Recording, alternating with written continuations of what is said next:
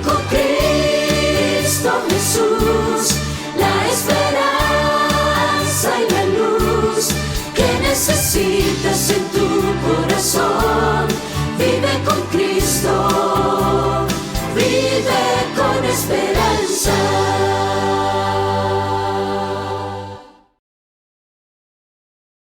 Con alegría y candor te damos una cordial bienvenida a este segmento de Descubra la Biblia, donde solemos abrir las Escrituras y, por supuesto, nos encontramos con las verdades que emanan del cielo.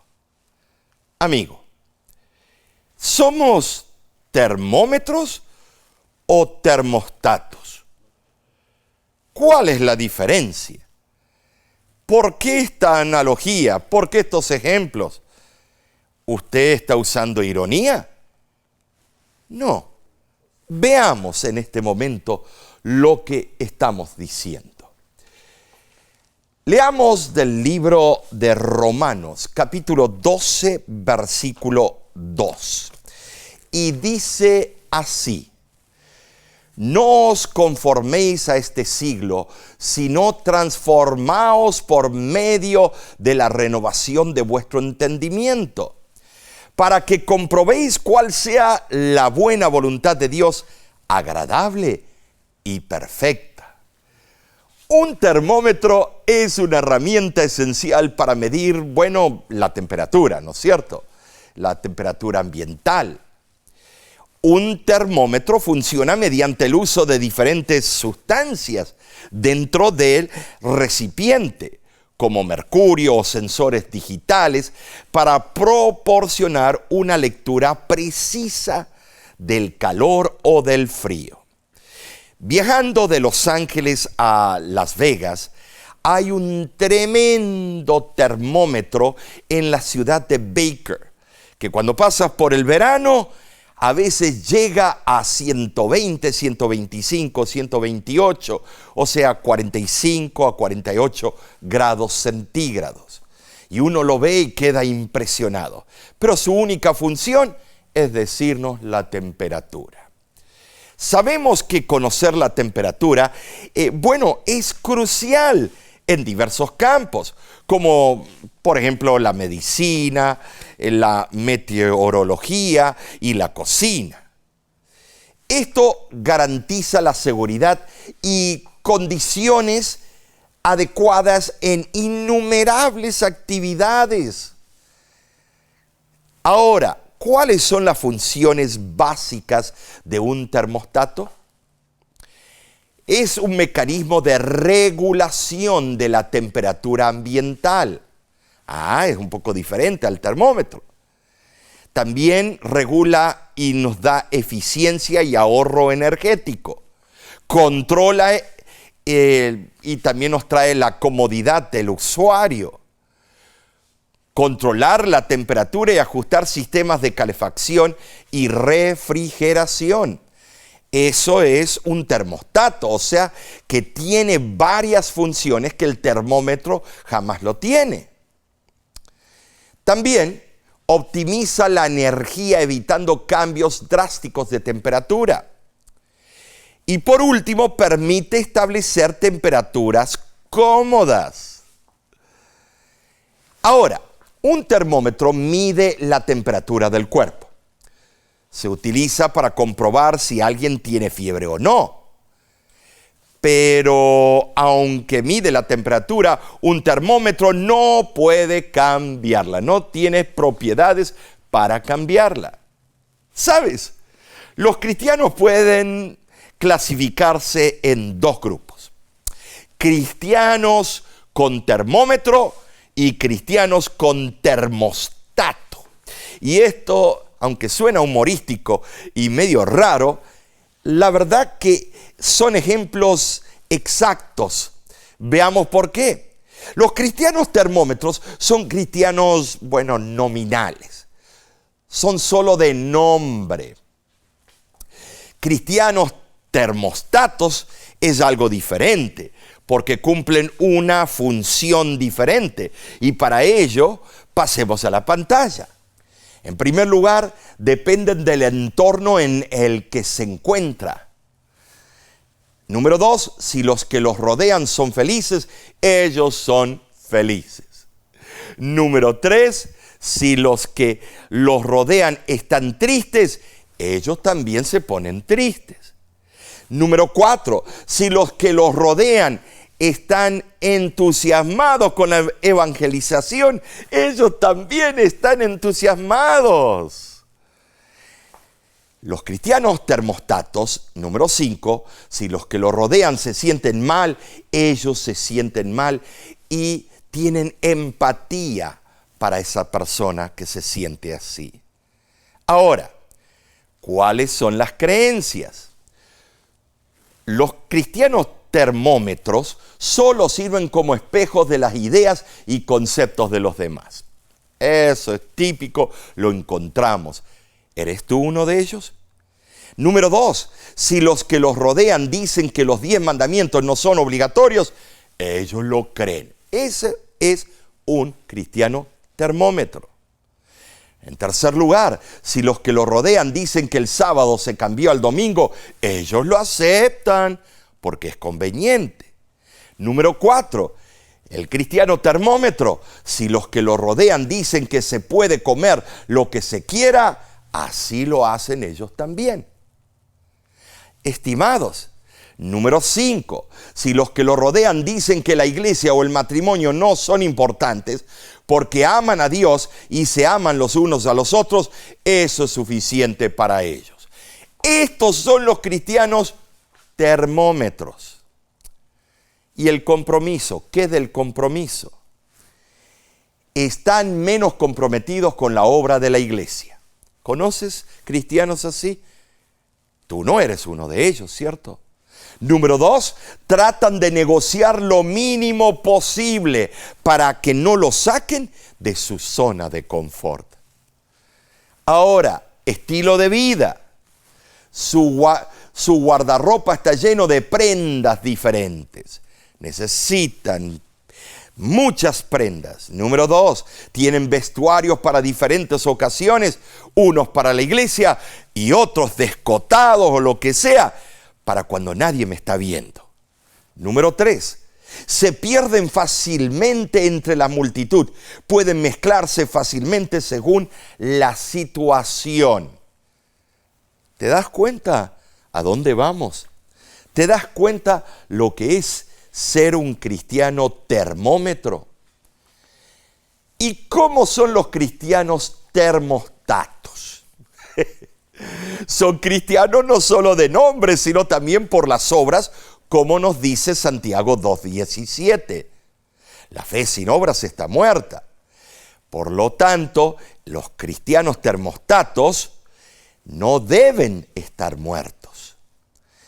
Los cristianos termostatos priorizan su relación con Dios y cultivan una conexión, bueno, yo diría más profunda, a través de la oración, la adoración y la participación comunitaria.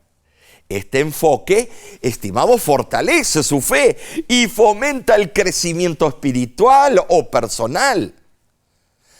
Un cristiano termostato adopta un espíritu de servicio, brindando amor y compasión a los demás. Al ofrecerse como voluntario y ayudar a los necesitados, refleja el amor de Cristo y genera un impacto positivo en su comunidad.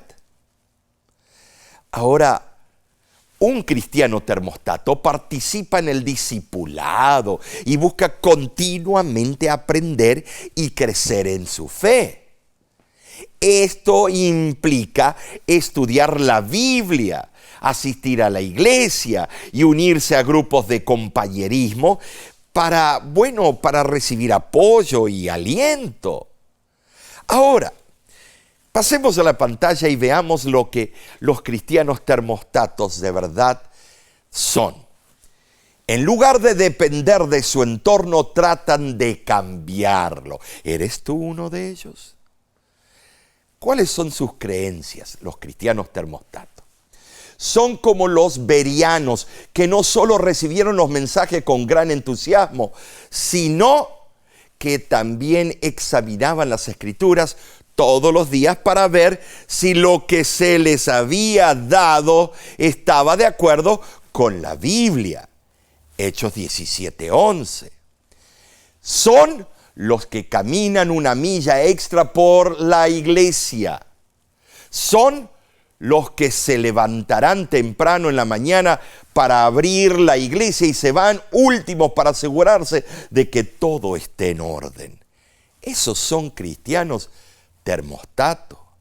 Son los que se destacan entre la multitud.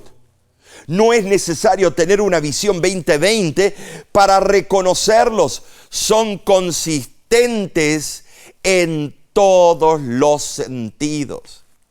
¿Te das cuenta la diferencia entre cristiano termostato y cristiano termómetro? Estimados, ahora leamos el libro de Educación, página 57, una cita muy relevante. Amigos, los cristianos del termostato no se llaman Martín Lutero, pero defienden su fe como Martín Lutero. No tienen la capacidad teológica de John Wesley, pero seguro que saben lo que creen y lo que enseña la Biblia. No tienen capacidad de predicación de Dwight Moody o Spurgeon, pero se puede ver la luz en sus vidas. Cuando oran, no oran como el fariseo, sino como el recaudador de impuestos. Y aún así Dios es capaz de escuchar sus oraciones. Cuando dan como aquella anciana que llegó al templo con sus 2 monedas, pero dan con todo su corazón. La mayor carencia del mundo es la carencia de hombres. Hombres que no se dejen comprar ni vender. Hombres que en lo más íntimo de su alma sean leales y honestos. Hombres que no teman llamar al pecado por su nombre correcto. Hombres cuya conciencia sea tan fiel al deber como la aguja al polo. Hombres que se mantengan firmes en lo recto, aunque se derrumben los cielos. Ahora, quiero detenerme y quiero que leas conmigo, vayas conmigo al libro de Lucas. Lucas capítulo 14. Y vamos a leer una cita muy importante. 14, versículos 25 al 27. Y dice así: Y venían con él grandes multitudes, y volviéndose les dijo: Si alguno viene a mí, y no aborrece a su padre y madre y mujer e hijos y hermanos y hermanas, y aún también su propia vida, no puede ser mi discípulo. Y el que no lleva su cruz y viene en pos de mí, no puede ser mi discípulo. Veamos esto. Esto es importante. ¿Por qué lo digo? Porque aquí nos da las pautas el Señor. Aquí nos dice cómo debemos comportarnos como cristianos termostatos. Debemos darle al pecado el nombre que corresponde, mantenernos de parte de la justicia aunque se desplomen los cielos. ¿Ustedes pueden apuntar el dedo a alguien que se comporte así? ¿Han visto esto en ustedes mismos cuando se miran en el espejo? Cuando yo me miro en el espejo de la vida y del cielo. Ha llegado el momento que pongamos en práctica aquello que hemos conocido, aquello que hemos indagado, aquello que hemos, atesorado en toda nuestra vida y caminar de un cristiano. Es horrible cuando decimos una cosa y hacemos otra. Nuestros hijos se dan cuenta, aunque sean menores de edad, ellos se dan cuenta que predicamos, nos paramos en el púlpito o damos la lección o hacemos lo que sea, los seres humanos, y luego hacemos otras cosas en la casa y fuera de la casa. El Señor nos está llamando Ahora, yo te invito que leamos Romanos capítulo 12, versículo 2, donde dice lo siguiente. Y vamos a leerlo juntos. No os conforméis a este siglo, sino transformaos por medio de la renovación de vuestro entendimiento, para que comprobéis cuál sea la buena voluntad de Dios, agradable y perfecta. Amigo que me escuchas, ¿te das cuenta? El Señor te está diciendo, no te conformes con lo que este mundo ofrece. Así le dije a una señorita llamada María. Le dije, tú estás yéndote al mundo, te estás vistiendo como el mundo, estás hablando con el lenguaje tosco del mundo, estás participando de fiestas y revolcándote en concupiscencia, en otros actos inmorales. Tus padres se preocupan porque te aman, pero tú crees que aquel que te dice tus errores no te puede amar. ¿Por qué? Porque te está haciendo incómoda. Amigo, el que te ama te va a decir las cosas como son. Dios te ama y te está diciendo a qué rumbo vas a terminar, dónde vas, cuál es el fin de ese rumbo. Y te enojas con Él y chillas y rezongas y te vas al mundo y no quieres volver más a la iglesia ni leer sus sagradas escrituras. ¿Por qué? Porque odias que alguien te diga las cosas como son. Y ella me miraba, ella ya estaba cambiando de color del enojo que tenía. Si hubiera podido, me hubiera dado un manoplazo en la cara. Creo que por respeto no lo hizo. Pero luego las cosas que salieron de su boca sobre sus padres, sobre su servidor, la iglesia, sobre Dios. Yo sé que si Dios le permite vivir 10 años más, 20 años más, ella va a cambiar tal vez de parecer y lamentarse las cosas que dijo. Pero tú sabes, mi querido, qué es lo que va a acontecer en tu vida de aquí a una semana, de aquí a 2 semanas, de aquí a un mes. Él lo sabe. Y porque Él lo sabe, Él te está pidiendo que cambies de dirección, que seas un cristiano termostato, no termómetro. Ay, falta el valor en muchos de nosotros los cristianos para darle al pecado el nombre que corresponde. Queremos buscar maneras de justificar todo para que todos queden contentitos y vengan a la iglesia. Pero así no trabaja.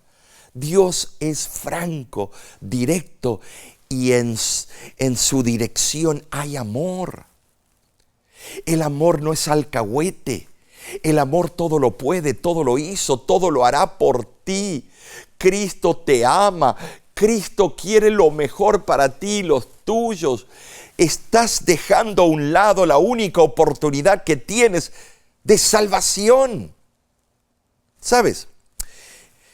Filipenses capítulo 2, versículo 5 añade: haya pues en vosotros este sentir que hubo también en Cristo Jesús. También me gustaría que leas conmigo en el libro de Mateo. Mateo capítulo 12, versículo 34. Y dice así: hijos de la serpiente, ¿cómo podéis hablar lo bueno siendo malos? Porque de la abundancia del corazón habla la boca. Esta es una de las citas más punzantes, que si yo me paro en un púlpito y le digo a la hermandad o a los que están visitando la iglesia, hijos de la serpiente, se levantan y se van. Pero Cristo lo dijo y debemos acatarnos. Fíjate lo que dijo: hijos de la serpiente, ¿cómo podréis hablar lo bueno siendo malos? Porque yo he visto de la abundancia de vuestro corazón. Los veo hablando y las cosas que salen de la boca. Cuando estamos solos en ambientes de amistades y para que se rían, las barbaridades que a veces decimos. Yo he caído en eso multitud de veces. Le pido al Señor que me libre de la próxima. Cuando criticamos, hundimos a alguien que está perniquebrado. El Señor nos dice, no porque quiere de verdad que seamos hijos de la serpiente, sino hijos de aquel que pisó la serpiente sobre la cabeza cuando murió en la cruz del Calvario por ti y por mí. Amigo, el Señor te está llamando. Ahora, hay un libro que recomiendo a todos.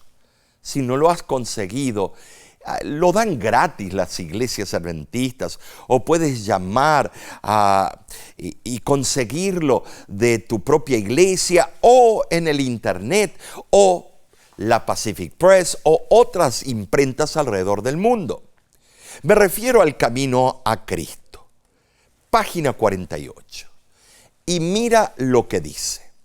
Debemos dar a Dios todo el corazón, o no se realizará el cambio que se ha de efectuar en nosotros, por el cual hemos de ser transformados conforme a la semejanza divina. Por naturaleza estamos enemistados con Dios. El Espíritu Santo describe nuestra condición en palabras como estas: muertos en las transgresiones y los pecados, la cabeza toda está ya enferma, el corazón todo desfallecido. No queda ya en él cosa sana, nos sujetan firmemente los lazos de Satanás, por el cual hemos sido apresados para hacer su voluntad. Dios quiere sanarnos y libertarnos, pero como esto exige una transformación completa y la renovación de toda nuestra naturaleza, debemos entregarnos a Él completamente. ¿Sabes, mi hermano? A la guerra contra nosotros mismos es la batalla más grande que jamás se haya reñido. Sí, sí lo es. El rendirse a sí mismo, entregando todo a la voluntad de Dios, requiere una lucha más para que el alma sea renovada en santidad. Uno debe someterse ante Dios. Y a veces no queremos dejar una parte con Dios y otra parte con el mundo. Y esto es peligroso. ¿Por qué? Porque entonces estamos jugando un juego que no vamos a ganar. Nos vamos a perder completamente. Es como aquel que tiene la mitad del cuerpo dentro de un elevador y la otra mitad fuera del elevador. Y si el elevador empieza a correr, hoy en día hay sensores, pero hubo un tiempo en la historia que no habían sensores. Empieza a correr, ahí te destroza. No puedes servir a dos señores. Debemos rendirnos a Cristo. Él está tocando, el amante Salvador está tocando la puerta y dice, déjame entrar. Fíjate, prueba tener una relación conmigo personal. Verás la diferencia, verás los beneficios, verás qué diferente se siente, menos peso, menos estrés, menos angustia. Amigo, por eso el apóstol dijo, para mí el vivir es Cristo. Claro que esto requiere una lucha. Estimado, es una lucha continua. El camino no será fácil, pero el apóstol dijo, todo lo puedo en Cristo que me fortalece. Como hoy hemos visto, tú y yo tenemos que elegir ser,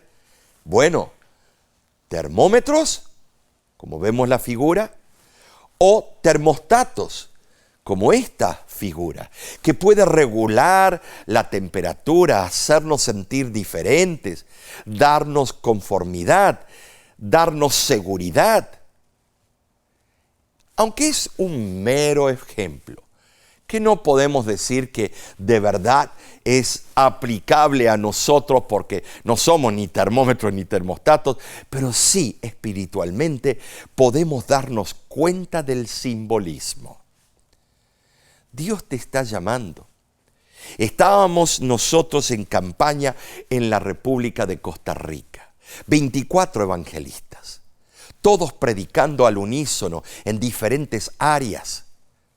Pero todos, cuando nos volvíamos a encontrar, compartíamos las historias de casos de personas que estaban en este rubro o en aquel. La diferencia se veía, la necesidad del alma se veía. Amigo, esto es algo latente, algo que está ocurriendo constantemente en tu vida y en la mía. Hoy el Señor dice: déjame entrar, déjame efectuar esa obra que tú y los tuyos tanto necesitan. He aquí vengo pronto. ¿Qué te parece si ahora ponemos nuestros ojos fijamente en Cristo, el Salvador del mundo, y lo aceptamos no solamente como Salvador personal, sino como el regulador de la temperatura espiritual en mí, en ti? Oremos. Padre que moras en los cielos, bendícenos. Ayúdanos a entender el mensaje, ponerlo por práctica y vivir lo que decimos, vivir lo que leemos, vivir el ejemplo que Cristo nos dejó por ejemplo. Esto lo pido en el santo nombre de Cristo Jesús. Amén. Te agradecemos de parte de la Voz de la Esperanza por sintonizarnos, por estar siempre buscando material que edifique en nuestras plataformas de la red social. Invita a otros, comparte estos temas, que pongan like ahí, que pongan que les gusta y que puedan ellos también suscribirse en nuestro canal, invitar a otros. De nuestra parte te agradecemos por tu apoyo financiero y por tus oraciones. Que Dios te bendiga ricamente. La voz de la esperanza, al grito del corazón, al